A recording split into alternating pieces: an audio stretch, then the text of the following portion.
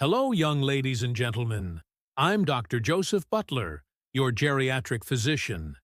If you are over the age of 60, what I am about to share with you today may quietly change the way you look at your medications and supplements in 2026. And I don't say that to scare you. I say it because, as a geriatric doctor, I see the same preventable mistakes every single week in my clinic.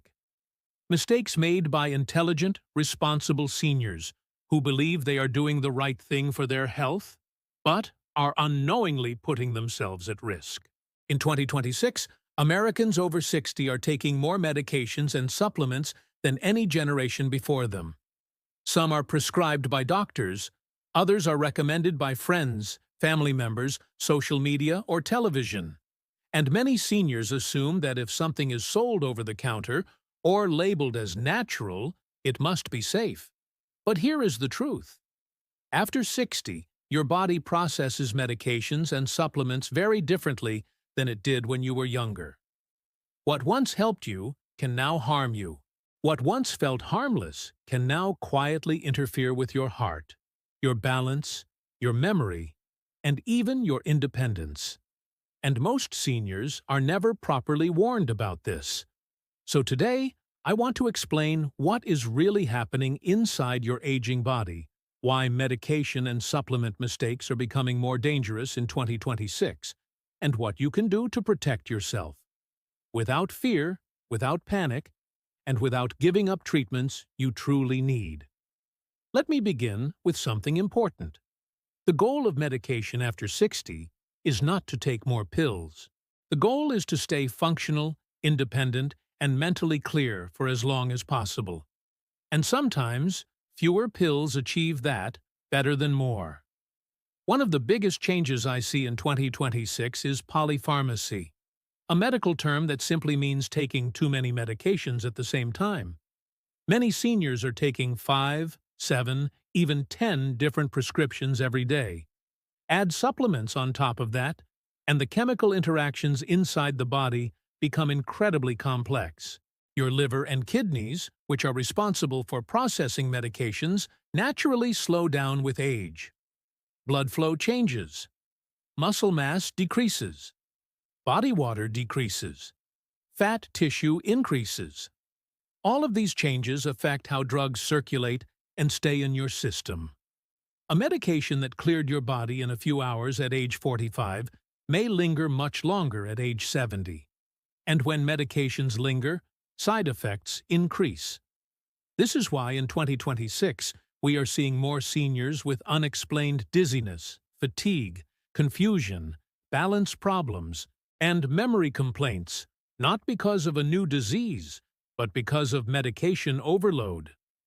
Many of my patients are surprised when I tell them that their symptoms are not caused by aging itself, but by medications interacting with each other.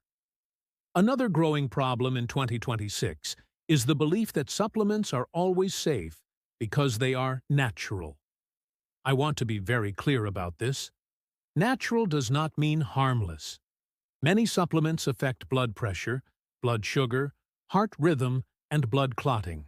For example, supplements marketed for heart health, joint pain, memory, or sleep can interact with blood thinners, blood pressure medications, diabetes drugs, and antidepressants. These interactions are rarely discussed on supplement labels. In fact, supplement companies are not required to test for interactions with prescription medications. That responsibility falls on the patient and their doctor. And unfortunately, many seniors never mention the supplements they are taking. In 2026, I strongly encourage every senior to treat supplements as medications. They should be listed, reviewed, and reevaluated regularly. Let us talk about one of the most common mistakes seniors make: adding new supplements without removing old ones. Many people think, "This worked a few years ago, so I'll just keep taking it." But your health status changes. Your medications change. Your body changes. A supplement that once supported you may no longer be appropriate. Another issue I see frequently is seniors taking supplements to fix side effects caused by medications instead of addressing the root problem. For example, a medication causes fatigue, so a supplement is added for energy. Then sleep becomes disrupted, so another supplement is added for sleep. Over time, the system becomes unbalanced. This creates a cycle that increases confusion, increases fall risk, and increases hospitalizations. Falls are one of the most serious consequences of medication overload in seniors. Many medications, including those for blood pressure, anxiety, pain, and sleep, affect balance and reaction time. When combined with supplements that lower blood pressure or cause drowsiness, the risk increases dramatically. A fall is not just a fall after 60. It can lead to fractures, surgeries, loss of independence, and long recovery periods. That is why medication review is not optional in 2026. It is essential. Another area of concern is sleep medications. Many seniors struggle with sleep, and understandably so. Sleep patterns change with age. But in 2026, I am seeing more seniors relying long-term on sleep aids that were never meant for chronic use. Sleep medications can impair memory, increase nighttime confusion, and worsen balance. Some can even affect breathing during sleep.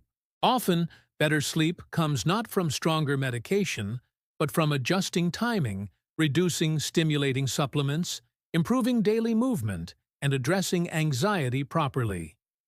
Memory supplements are another rapidly growing trend in 2026. Products promise sharper thinking, better recall, and protection against dementia. Unfortunately, most of these claims are not supported by strong evidence. Some memory supplements contain stimulants that increase heart rate and blood pressure.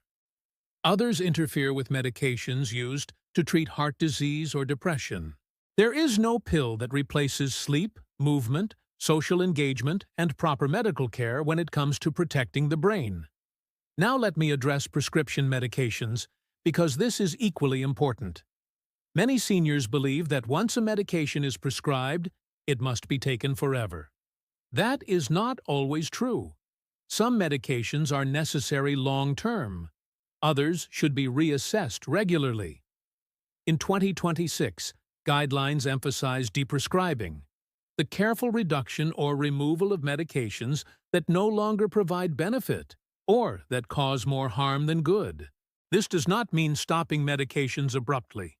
It means thoughtful review with a physician who understands aging physiology.